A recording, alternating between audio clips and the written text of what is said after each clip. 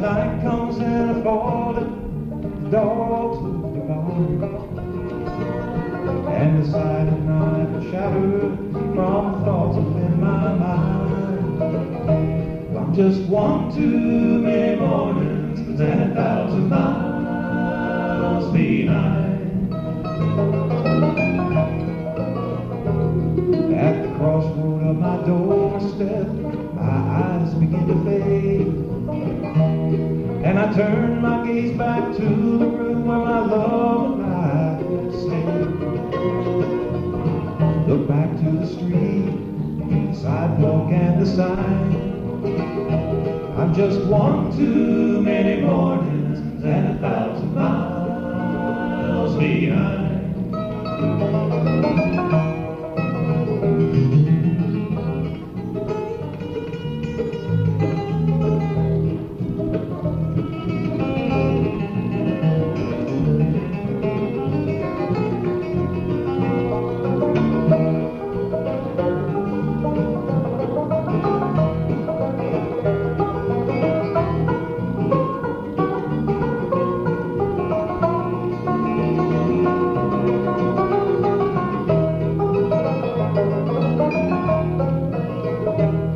It's a restless, hungry feeling that don't do no one no good. With everything that I've been saying, you can say it just as good. Now you're right in your way, and I'm right in mine. We're both just one too many mornings and 1,000 miles behind.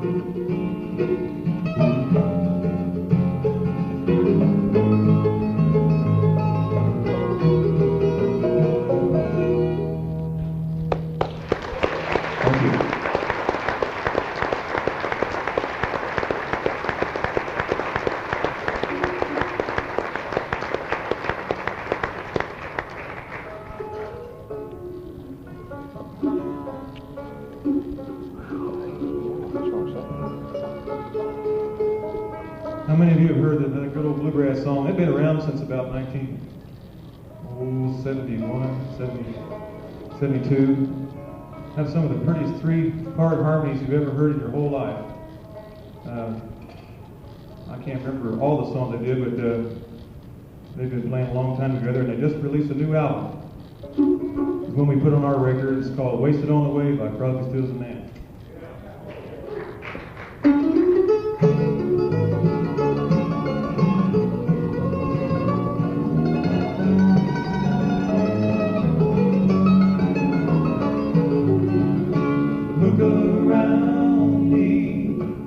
can see my life before me running rings around the way it used to be. I am older now, I have more than what I wanted, but I wish that I had started long before I did.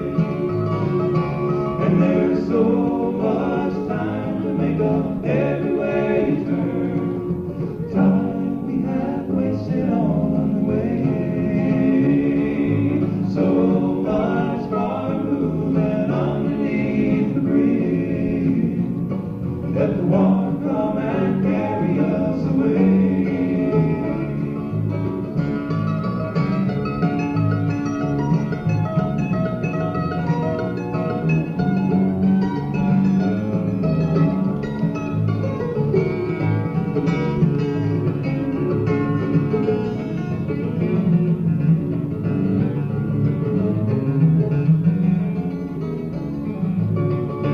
But when you were young, did you question all the answers? Did you envy all the dancers who had all the nerve? Look around you now, you must go for what you wanted. Look at all my friends who didn't got what they deserve. And there's so much time to make up everywhere you turn, time we had wasted on the way. So much water moving underneath the bridge. Let the water come and carry us away.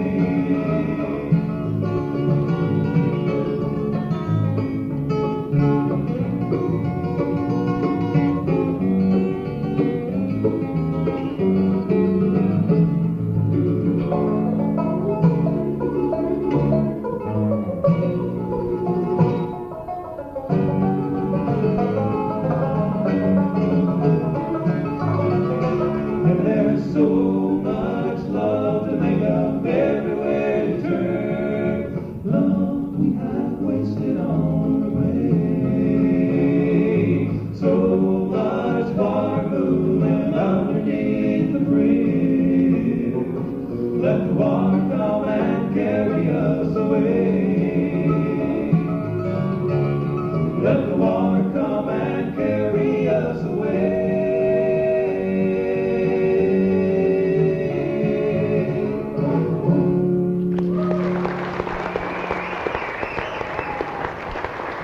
Thank you.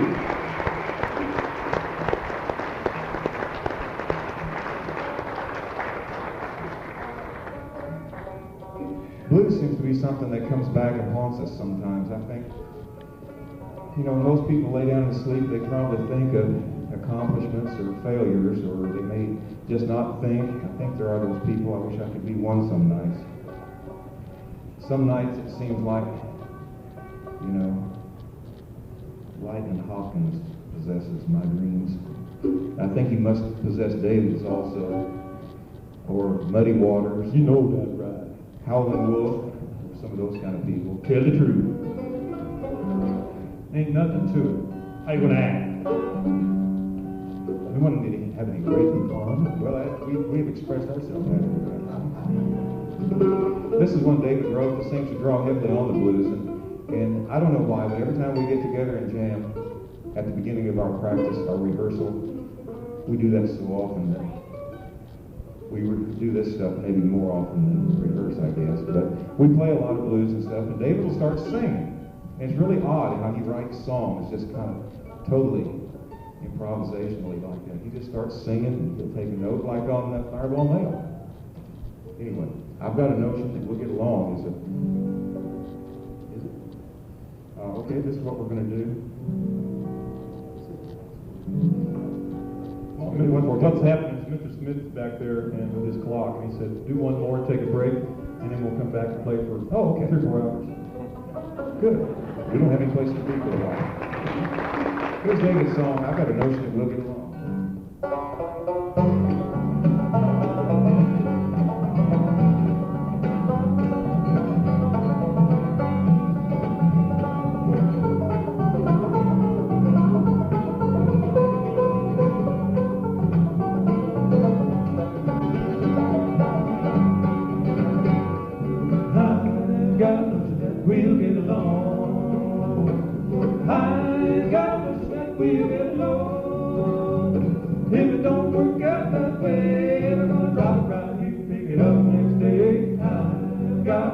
we'll get along.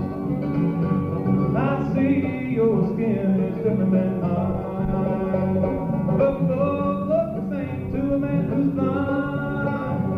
If you do what the good Lord tells, we're gonna keep our brother like we keep ourselves, and I got a notion we'll get along fine. But now the poor man and the rich man both trying to beat the game. If they both reach out to save his hand, you're gonna save them just the same. I got no skin, we'll get along.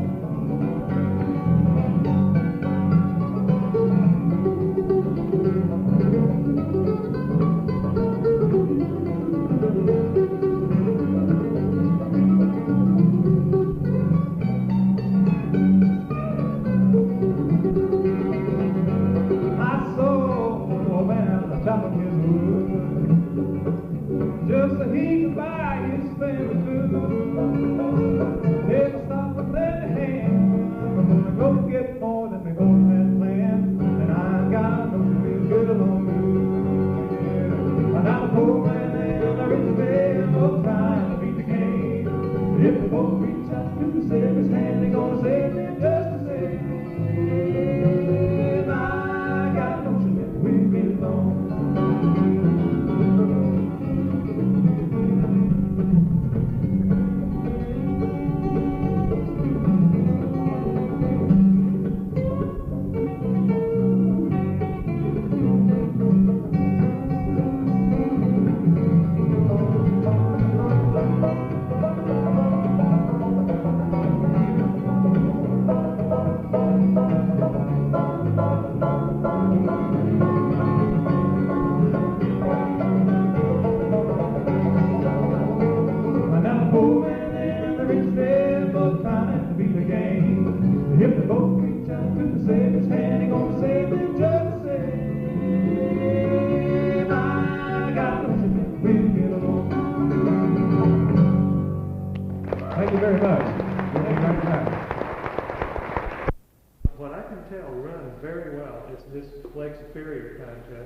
And also, as it happens this weekend, you know, the contest here, I've watched for a few years, and I think it's run very, very well. And that could, those of you who are from other places, take a close look at how that is judged.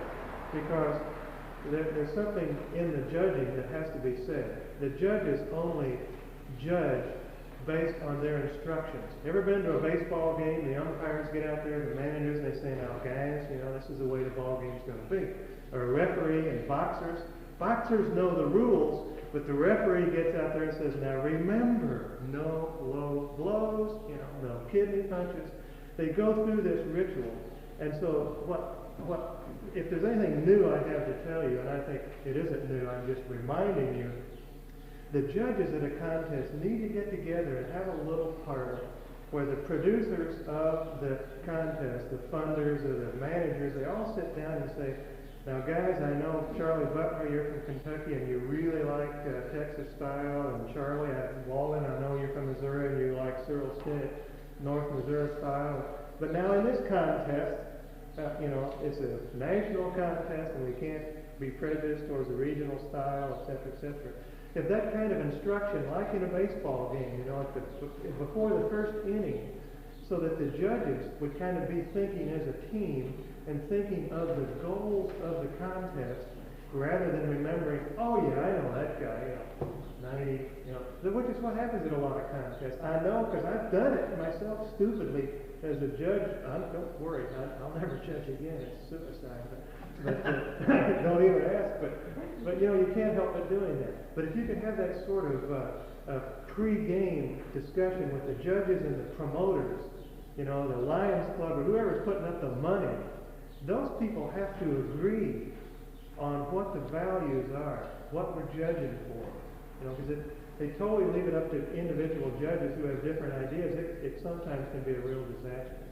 So that's the one thing I would urge you to think about, is some kind of little discussion where everybody could say, we're going to go by the rules of the Lake Superior Old Time Fiddlers Association. It's spelled out in the brochure you got in your registration kit when you put your $5 down and bought your hat.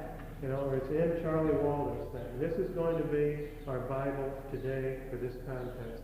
And whether it is right or wrong, it would at least have the function of getting all the judges kind of thinking together about whether they're going to treasure, and I've seen this on score sheets, showmanship.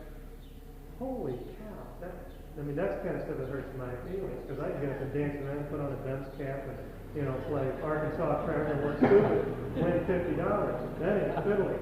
Or whether we're going to value what I think we ought to value, danceability, rhythm, timing, danceability. These things need to be agreed on by the judges. Otherwise, one judge will be judging for showmanship. The cutest 8-year-old gets the money, the best Suzuki student, or whether we're going to value who could play for a square dance for 3 hours. And I'm not saying one is better than the other. I'm saying that we need to agree when we have a contest what our values are when we get into the writing the score sheet. So that's, I had a lot more to say, but thank goodness I didn't have time to say it. But I welcome any comments on this. I'm no expert on contests at all. I've been in a few and I've judged a few and I worry about it. And I appreciate, your help as I keep thinking about this. Jeff? I think one of the things that maybe you're implying here that perhaps needs to be brought out a little more is that the whiz kit, in being very highly trained at the contest style and the contest experience, is really very narrowly trained and by no stretch of the imagination can be called a good musician. You get beyond the 5 or 6 tunes that person has played for 10 million hours, and there's really very little that's there. And I'm just not sure that anybody wants to encourage that kind of application to a I can give you, almost mindless. I can give you a specific reference there from my own experience. I have been troubled by what I jokingly call the Texas whiz kids, just trouble. And at this Hannibal contest, there was usually quite a bunch of them there. And they characteristically sweep into the room.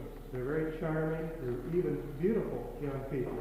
And they just knock everybody out. They play their tunes, they put their violins away, then they go have, I guess, Diet Coke or something. In the meantime, or maybe they have Jack Daniels. Let's hope and pray they do. But whatever they do, they leave the rest of us thinking, wow, what was that just went through here? Now, at the festival the contest about a year ago, there was a young girl there, redheaded young girl who was at her first big contest, walking around playing kind of some Kenny Baker licks, and her mother was tagging around with her. That girl's here today at the fiddle camp, Gail Rudisell. And she knew that, she could master the classical lessons, and buy all the books at the hippie music store and everything else and think she was a fiddler, but something in that kid's mind said, it isn't quite so. And that separated her, I think, in a very nice way from the rest of the whiz kids. And she took the trouble to get to know Delbert Spray, and he took her, and Jim Lindsay took her under his wing, and she went around that whole rest of that weekend just listening to people like Gene Goforth, which is an experience that can sort of change your ideas about what's beauty in music, and listening to these people who are really masters. And then her mother started writing us letters. Where can I take Gail to get her some lessons? And they were planning to drive, 8 hours to Glenn Duncan's house, and where is that, Southern Illinois or something, who's a marvelous bluegrass fiddler who played with Baker for a while. Isn't that Glenn Duncan? I think that's his name. Marvelous bluegrass fiddler. Well, from Chicago, to some ungodly drive. And I said, well, isn't anybody right out of Chicago who plays the fiddle?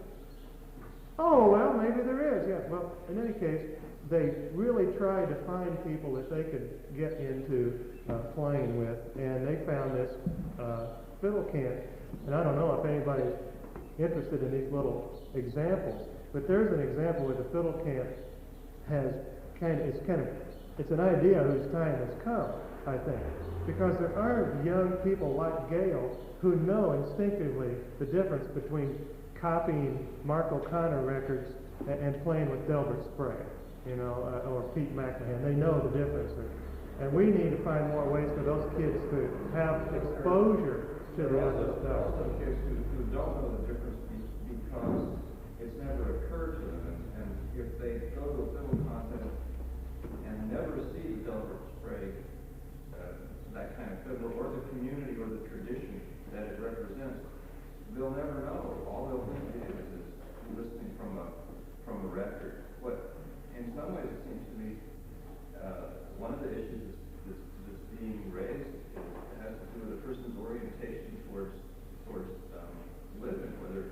Whether you think you can sit in a room and listen to a record and practice and be by yourself and not with other people and do it by yourself, individually, or whether you believe in people passing on traditions face to face and community values and community laws.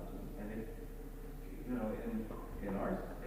our society, as it increasingly fragments and generations live further and further apart, and kids are in school more and more of the time, and they get less and less of their vital skills from their parents and grandparents and so on and so forth. The pressure upon kids to do things by themselves individually in that room, do your homework, do the sort of that becomes a natural way. It's like homework learning. I've seen parents tell a kid, "You didn't learn that right off the record. You go home and listen to that tonight." And there's 10 fiddlers around Plainville in the lowground, but it's not precisely the way it was on the record. Right. I mean, in a way, this is a social thing that really transcends merely fiddling. You bet. Gloria, you've been wanting to get into this. Yeah, I got so many things to say. I'll try not to say them all, but what I wanted to say in the heat of everything is let's try to get back to something that we can all agree on. And I think that would be that you can't accomplish every good purpose with each contest, or with each workshop, or with one sitting, going visiting somebody for a weekend. But somehow we need to make these other ways of learning more visible, more so that we don't just think of contests. If you think of like what happened to Bluegrass with Chuck Stearman's stigma, there became a standardization, and there's a danger in that. There's a value in the Missouri Old Time Fiddlers Association, but there's also dangers involved in creating statewide or regional organizations with their own rules and prejudices. And what you're saying, that we need to keep very mindful of what our purposes are and what our tendencies are going to become after we form something like that. And just keep aware of what's going on with us. Like in Kansas, we have like 8 chapters of Kansas Old Time Fiddlers and Drifters. They're very inconsistent within themselves. They want to preserve the old time way. So they have rules that say that they penalize for bluegrass lists and fiddle contests. And yet in the banjo contest, right, Charlie? The bluegrass and the banjo players everyone won. So it's fine for them to do what they do, but it would be nicer if they were aware. You know what I mean? Yeah. And just one more thing with the Kansas State contest, which I've been associated with since '76, which started out as a county contest. I really like this county contest better because there aren't as many players in Kansas. Our purpose is very different. My purpose would be to encourage a lot of fiddlers to come out, not concentrate or make a big deal about who wins, but encourage a lot of people to get out and play whatever they play. Okay. Thank you. Did you have something else, Joe? And then we're going to line this up. There's There's a rule that we used to have the fiddlers in the contest at Mountain City, Tennessee, which was in the top five, when the top five were announced, the judges took over from then on what was to be played. And they told each fiddler what tune to play. And he didn't, and if he didn't play it, he lost significant points. If you enter that contest, one of the tunes you might be asked to play is Fortune, which everybody there knows. People away from there tend not to know.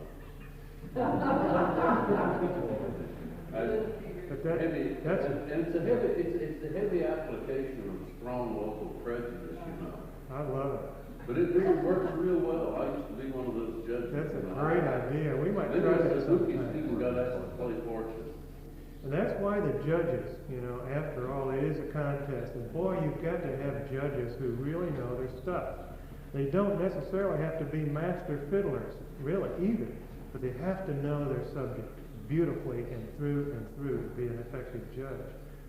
We might try that sometime. Pardon?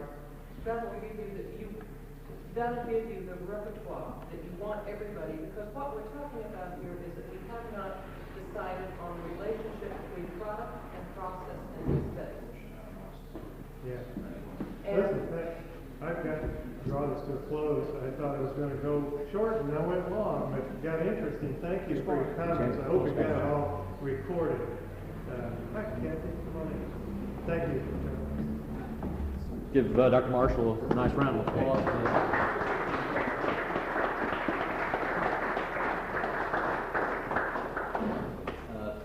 Howard, thank you very much for your remarks and everyone else for their discussion. I think it might be useful. I want to make sure everyone gets their name on that yellow pad that's around here somewhere. Anybody know where that is? Name and address too, because I'd like to contact everyone afterwards at some point. Might be useful right now if we quickly, there's so few of us here, and if we're going to fight with one another, I'd like to know what I'm yelling at. We might just go around the room and everyone introduce themselves, and maybe say why they're here. I'm Charlie Walden, president of the Missouri State Old Time Fiddlers Association, and I'm here helping put on this event. Charlie? My name's Bill Shaw. I'm going for Missouri. I'm getting a little talk here. He's not beating back my hands from Harrisburg and go around here to play as an entertainer on the old time fiddler. Gordon McCann, Springfield. Been here with the fiddle school. Yeah, guitar player for a fiddle team. Mike Davidson from Princeton. Come to find out what's going on here. Wait a minute, Princeton. I like fiddle music.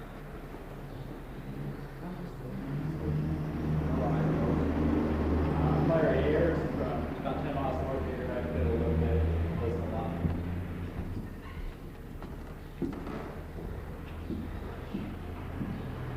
Well, that's Howard Martin. Right up there. Who are you? Sandy Marshall, Howard's son. Gloria from Lawrence, Kansas, originally from Columbus, Indiana, where I lived up in this Okay, that would be great. I'm Rosemary Cullen with the 10 Boston that needs moving. I'm a music theorist from the University of North Texas, getting back into folk music because I'm from Madison County. And I'm also I'm John Stewart. I'm here playing guitar.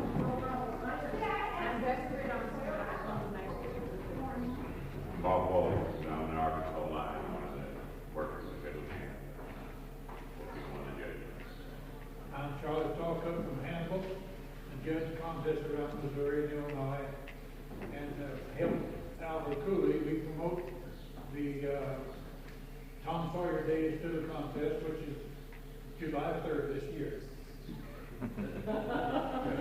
Selling anything, Charlie? You selling anything else, Charlie? That ad will cost $1 later.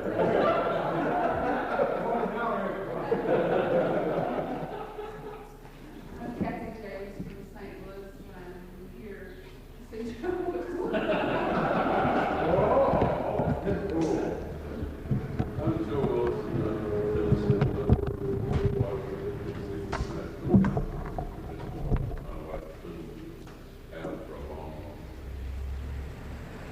I'm Charlie Seymour with the Country Music Foundation in Nashville, and like to know everybody here, I like fiddle music.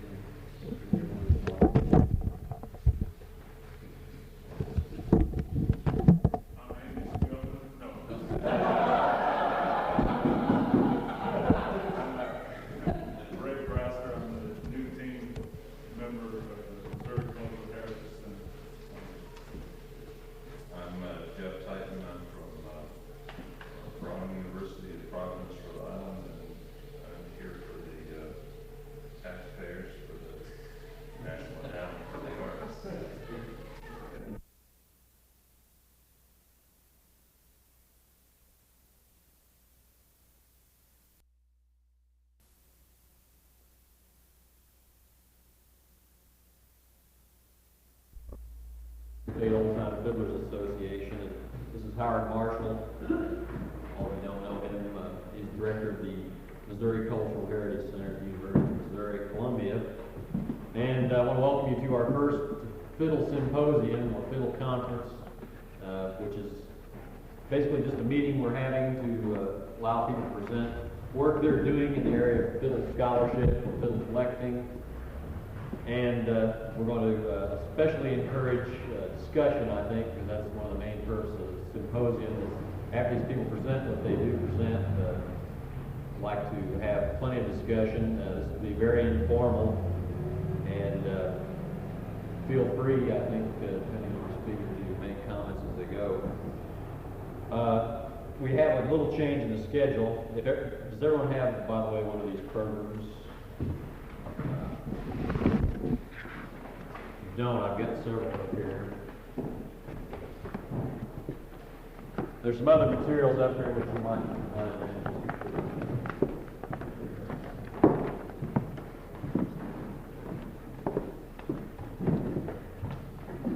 These times aren't too hard and fast, as you might guess already. But we have a little change in the schedule, and that is at lunch we were planning to have Taylor McBain play some music for us over in the fest hall. He wasn't feeling well this morning, so he went back home. I don't think he'll be back this weekend. So I'm planning that you will listen to me play during lunch.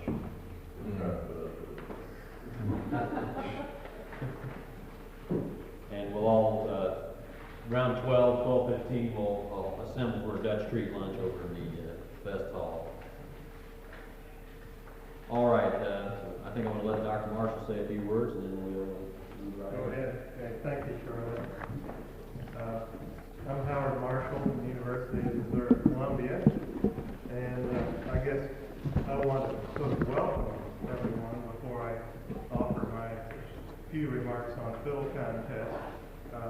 This is an occasion that those of us in Missouri are really kind of proud of. It's a chance for a lot of people to get together who are masters of fiddle in various styles common around our state, and to get together with young people and pass on some of their knowledge to the next link in the chain. It's a chance for those of us who work at the university, at the Cultural Heritage Center, to kind of get out of the office and come to a conference where we can be with people who we like the most, the voters and the taxpayers, but more than that, the musicians whom we try in our way to support from the university. We have a number of programs that I think do help nourish traditional music in our state. The apprenticeship program, which I think probably all of you know about, which is funded by the National Endowment for the Arts and the Missouri Arts Council, that we administer from our location at Columbia. And that's a very exciting program, and there are several people, a couple in this room, like Bob Walsh, who have been masters in that program. And that's a part of the fiddle. The fiddle camp concept is terribly important to us, because it's our view that one learns to do things like play the violin in a traditional way. One learns to do that most effectively by loafing, as we like to say jokingly, but really that's what it is. It's hanging around people who have the knowledge and have the wisdom and have the ability to pass it on to you. And not everyone is a good teacher, by the way. There are many fabulous fiddle players that I know around our state, in fact around this nation, who I cherish as musicians, but they're not real teachers. So what we've been able to do, I think, in the fiddle camp, very effectively from what I have seen, is to bring people up here to Bethel who are not only what you might call masters of the tradition, but who are also very adept at working with young people. Because obviously in any profession, in any trade, whether it's blacksmithing or being a university administrator, the life force in what you love is the interest of young people, and in our ability as older people to somehow reach out to younger people and offer them a reason to care about what we do. This grows harder, it seems to me, in modern society like what we're in, because of the many influences on young people from the media, MTV, their peers at school, and all of the forces that operate that try to make us all into Los Angeles people or something. I don't know what we're becoming, but I resist that trend. And some of the programs that we're doing at the university, Charlie has helped us with many things, and the Missouri State Old Time Fiddle Association. We're not necessarily trying to freeze dry history and to hold things in check. That's stupid. That's impossible. What we want to do is give people a sense of pride in the traditions that they do have, so that if they want to, they will feel good about carrying on those traditions. And again, I would just simply say for young people, that is the crucial thing. Because most young people, like most old people, wear the same kind of New Balance shoes and shop at the same mall. We seem to be all just alike, but we really aren't. And so programs like the Fiddle Camp and even the Fiddle Contest gives a moment out of your life and out of your year, out of your week, at which you can kind of stand back and think about yourself as a member of a different kind of family, a different kind of community. And you may still be a Missouri Tiger and drive an Audi and go to the law office, but for that hour, you may participate in something different. And that's the feeling that we're trying to nourish in our program. That's enough. Is that my time? No. That was my welcome. Welcome, everyone. Welcome, Gordon McCann, tape recorder. Wherever we see Gordon, we have a recorder. We know our words are being taken down, so I'll try to not cuss and not to embarrass my son. I already did, just by mentioning him. I'll try. My part of the program today is to talk just a little bit with you, and really I want this to be a discussion after I kind of check off a couple of boxes of things that have been on my mind about fiddle contests. I don't think there's any tougher thing to talk about in the world than fiddle contests, because everyone who plays, everyone who goes to a fiddle contest knows what they are and knows a good one from a bad one and knows what they value when they hear people play. But I've been interested in this, I guess I'd call it continuing evolution of fiddle contests and some of the things that I have observed in fiddle contests. I just want to share a couple of those ideas with you, see what you think about them. I went so far as to write it down last winter whenever we put it in Charlie's in the Wasatch Journal, and then it got picked up by another magazine called the Old Time Herald. And what started out as a 5-page letter to some very dear friends of mine, Delbert and Irma Sprague out of Cahokia, it started as a long letter grumbling about a big contest they put on. That's where Vesta Johnson was in the audience and didn't play in the contest. It started out as just grumbling about that contest and kind of grew into an essay. That's the way professors are. You can't go to lunch without writing a dissertation. I'm sorry, but it's irresistible. And I started writing some things down, and the more I thought about it, the more occurred to me that fiddle contests do need our attention if we're interested in conserving and nourishing authentic traditional fiddle styles. We need to think a little bit about contests. Those of us who are judges, like Bob Walsh, and organizers, and Pete, who judges big contests in Minnesota, we need to continually refine our ideas about what a contest wants to do. And my particular part of this that I'm most interested in is I guess, the small local contest. On the one hand, that I like to go. In fact, I need to enter, because I want to be part of the fun. And on the other hand, the big regional contests that are tastemakers for the rest of us, I think, and kind of set the tone that's carried back to the county fair contest the next year. It's really complicated, but let me try a couple of ideas out on you. I moved back to Missouri, which is my home, about 6 years ago, and I had worked a lot of places around the country. I worked in Nashville, in fact, where Charlie Seaman worked. I worked there for about 6 months at Max.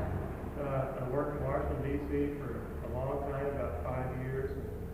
I worked in Indiana, and I've worked with the Smithsonian festivals and worked a little with Joe Wilson, at different times, and the Library of Congress and through his organization.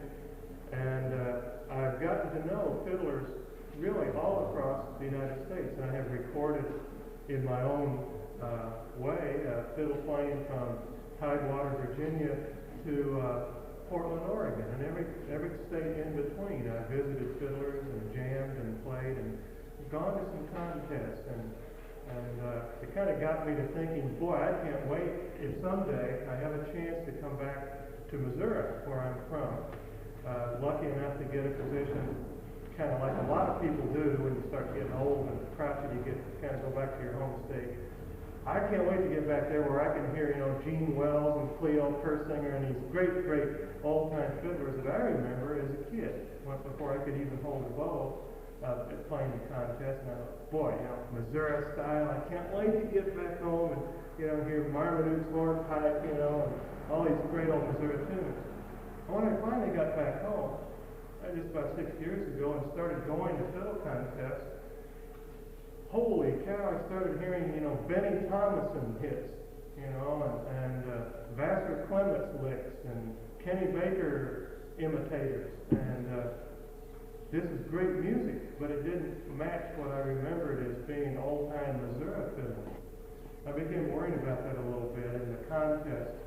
Of course, that's where all of that is played out, no pun intended, at a contest.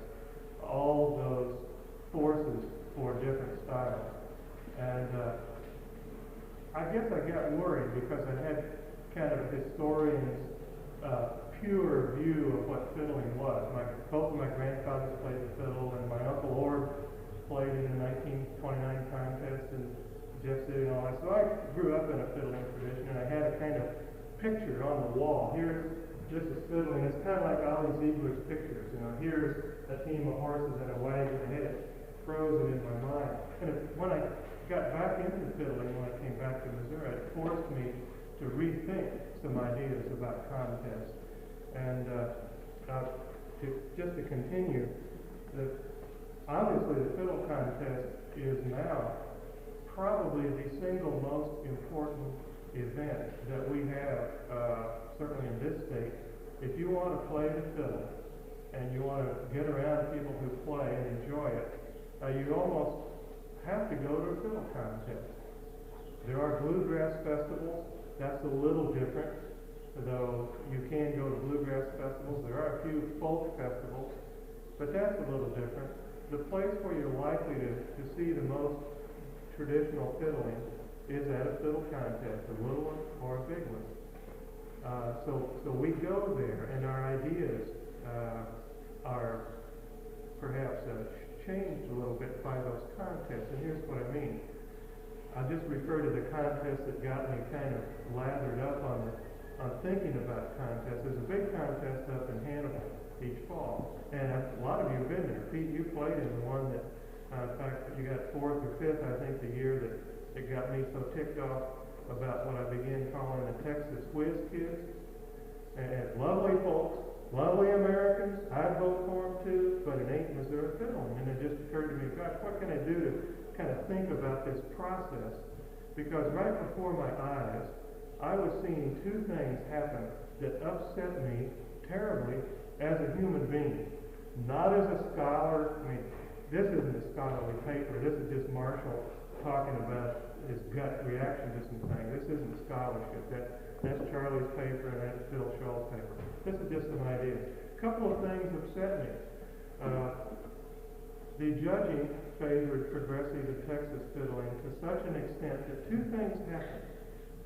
People who I knew were crackerjack old-time dance fiddlers and could play for 3 days straight and never repeat a tune, didn't enter that contest when they saw what I guess I would characterize sort of as the carpetbaggers, come in and unload out of their vans and just sweep everybody off their feet.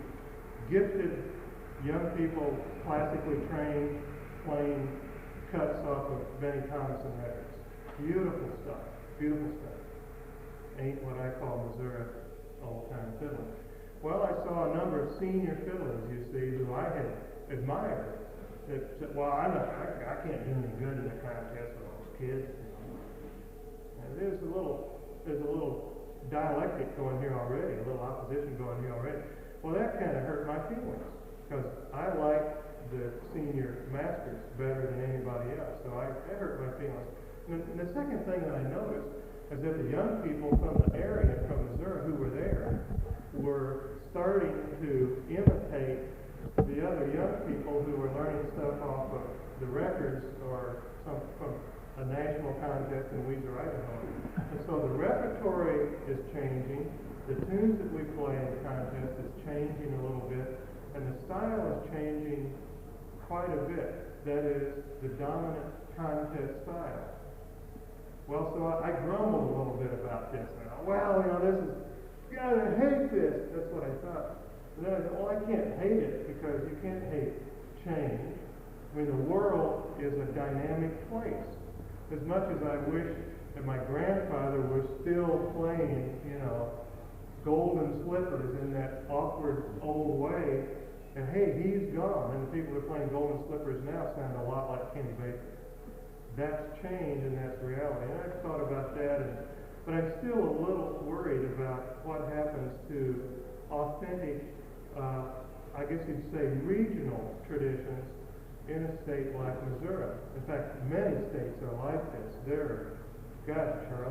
Charlie did a fiddle survey a few years ago with us, and I don't know how many different styles we identified, maybe 20. Don't recall exactly, but by the time we got done with that, we realized that it's not just Ozarks and North Missouri. There are probably 20 or 30 identifiable regional styles of playing the fiddle in Missouri, including French style and the old mines community, and the German style, and people play violas. I mean, just all kinds of stuff going on. So it's more complicated than my postcard on the wall from my childhood, and I just had to start rethinking all these things. So when I say that I grumble about some of these big contests, I don't mean I don't like the music. Oops. That's going to be the end of our conference right there. I'm going to turn that down. Do I take 2 minutes while you can't hear me at all? I think that's modern music fighting back. Maybe it's just coming in my ears. That's one of those authentic dulcimer players. Anybody that would amplify Hammer Dulcimer is a mean person anyway, actually. No, I love Hammer Dulcimer. That's a different subject. Was that Kathy down there? I probably You hear a gas then? Yeah. Oh gosh, where was I? Just kind of talking about contests, some of the things about contests. Contests do exert influence over people, and judges, performers, people in the audience, everybody. It has a tendency to kind of capture, maybe a dozen tunes that I can go, and I think last summer I went to more contests in that year, just, you know, that one summer, probably 20 or 30 I went to last year. And we could all predict there are going to be 5 or 6 tunes played, and maybe a dozen in all, and a few extras. But these bigger contests tend to pick out certain tunes that certain gifted players play, and then everybody plays that half a dozen tunes in a contest, or maybe a dozen tunes. I've never tried to really count them up. And I guess that's okay, except if you're a young person playing, and you don't have a chance to be around Bob Walsh or Pete McCann or somebody, you think that's the dozen tunes, or that's all the tunes there are in the world. And you go home with your cassette tape recorder, just like I do, and you sit up late at night listening to Pete playing, and think, God, I wish I could actually dance around Molly like that. You know, and that's what you do. Yeah, but there are 500 other tunes in addition to Dance Around Molly. So that, you see, can be a problem for young people. They need exposure to the entire bag of tunes. There are really many, many, many tunes, hundreds and hundreds and hundreds. Yeah. You know, in the years back, though, when the fiddle contest was going on, did that not happen? Did the same thing, yeah. I would say that. I think Yeah. the contest was Yeah. That kind of gets to a point I would make in a couple of minutes, but I'll make it now. That's very true. When I think about, I guess I said continuing evolution, you know, the fiddle contest, it's always changed. You know, when I think about the old timers, you know, who played, let's say, in the teens and 20s contest, they too tended to play a lot of the same tunes. But before cassette recorders, before TV, before radio, I guess even, those same tunes tended to really be the favorite tunes in Randolph County or Stone County. Whereas today they might be the favorite tunes in Galax, Virginia, or Weezer, Idaho. And so it's sort of like Sherwin-Williams paint, you know, just covering the globe, you know, with Benny Thompson music. And actually, I like Benny Thompson's music. I'm not saying I don't. And I judged the fiddle contest with Benny once, and this is another thing that got me hopped up about the contest. In San Francisco, just an anecdote, very briefly. The National Park Service sponsored contest at the Gateway, what's that museum called, Joe? Fort Mason. Fort Mason, yeah. And I guess it was 1980 or 82 or something like that. And the judges, I don't know how I got picked to be a judge, this is bizarre, but they wanted somebody to represent the Midwest, and don't ask me. But anyway, Benny Thompson and me and Joe Panzerowski, two very interesting fiddlers there. And they were all young contestants from the Bay Area, and all but one played tracks off of Benny's records. And we sat there at the judges' table, you know, and one after another got up there and played, you know, South in the Gravy another time, just like, you know, J.T. Perkins or someone, and it just got terribly boring, and it got so bad that Benny himself was laughing. And he called, well, there's another Benny Thompson imitator, in kind of a nice way. But it got so bad that finally a guy just stepped up out of the audience to enter the contest who wasn't signed up, and, you know, what the heck, let the guy play, looked like an interesting character. He got up there and just played some standard, just basic, real, solid, old-fashioned tunes perfectly, and we gave him all the money. And it turned out later that he was an Irish immigrant who was playing in a bar across the road and heard about the fiddling and just walked over on his break.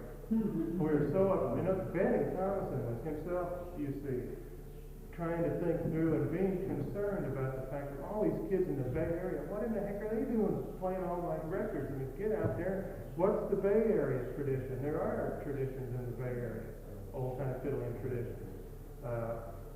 Maybe they're Mary Prankster Hoedowns or something. You know, there are other traditions. Well, all these things have, you know, my traveling around the country and being a part of some big contests and being a judge at the Smithsonian once, and I swear I'll never do that again as long as I live. I judged with Tracy Schwartz once, and we decided that here's how we would decide we could enter the contest.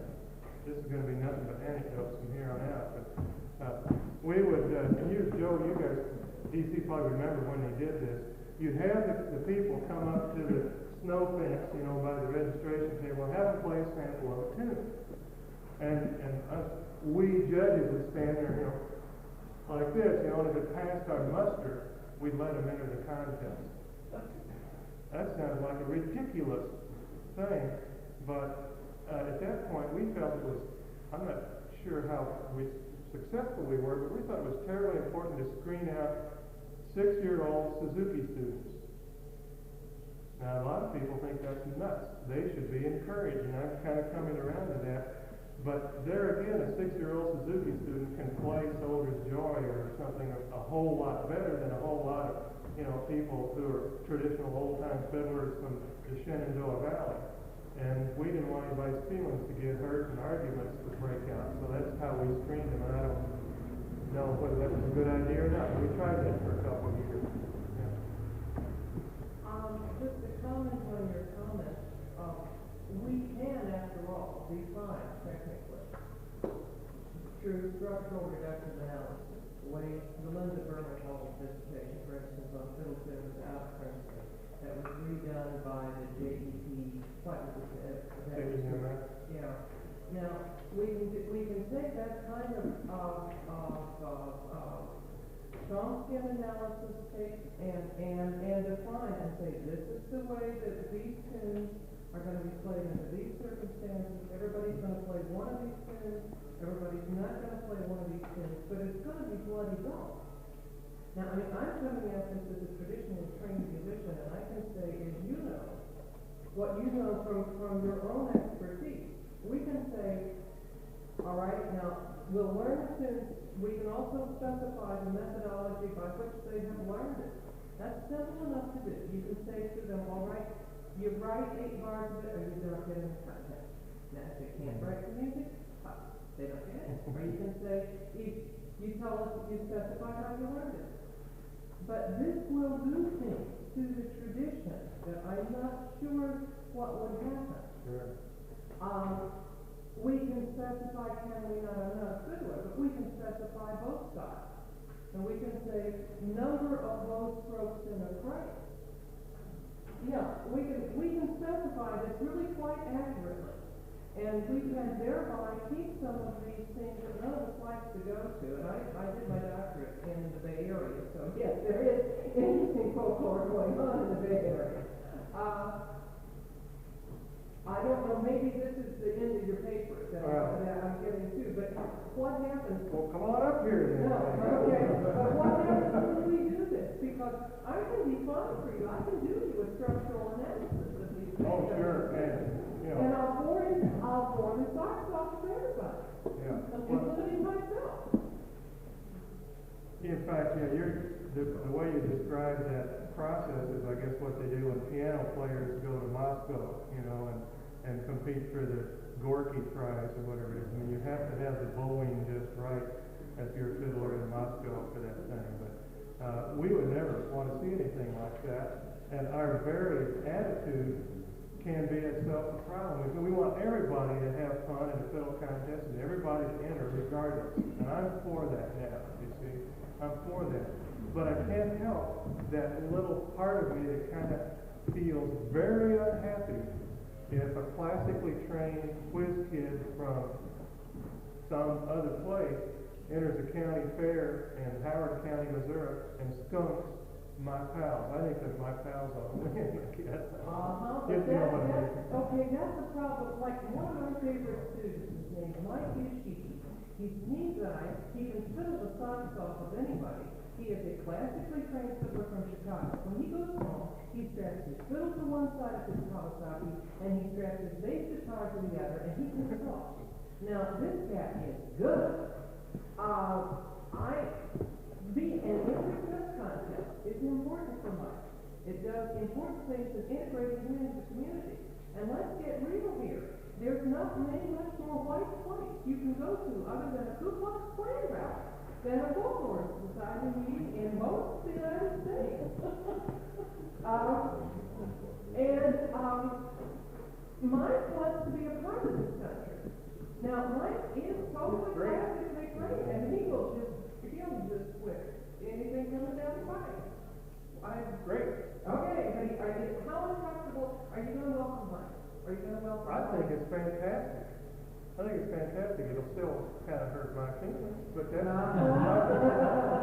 Hey, but so what, man? I'm human just like you, or just like this genius. But your feelings are valid too. How do we create an news in which all of this is valid? Because I submit to you that the questions you're raising are very important. You're saying that there's not only, you're willing to step up front and say, I got hurt a little bit on this, but also a great number of people got hurt on this. I do too when I hear somebody sing Jesse James the way my mama did. And one guy, okay, now, how do we create? Okay, let's Understand where that can happen. Great, it's kind of like Paul Harvey, page 2. Yeah. I think you're gonna have, you're saying, how do you make, it sounds like what you're saying, how do you make everything valid in every context? That's not possible. Why? Well, then it's valid for me to go play my fiddle at the Newport Jazz Festival and play Soldier's Joy. Is that Yeah, Mike plays with the 1 o'clock jazz on. But he doesn't play Soldier's Joy. Oh. Well, okay. He plays, whatever looks the way down for that. Right. So why shouldn't he at the county fair in Boone County be forced to play whatever licks are laid down at the Boone County Fair? Okay, have you, however, defined the licks that are laid down for the county fair? Yes, the people who are part of that culture and part of that community know what those licks are. So we're now talking about we're incorporating a larger portion of society, and we're going to have to specify the rules much more explicitly on that.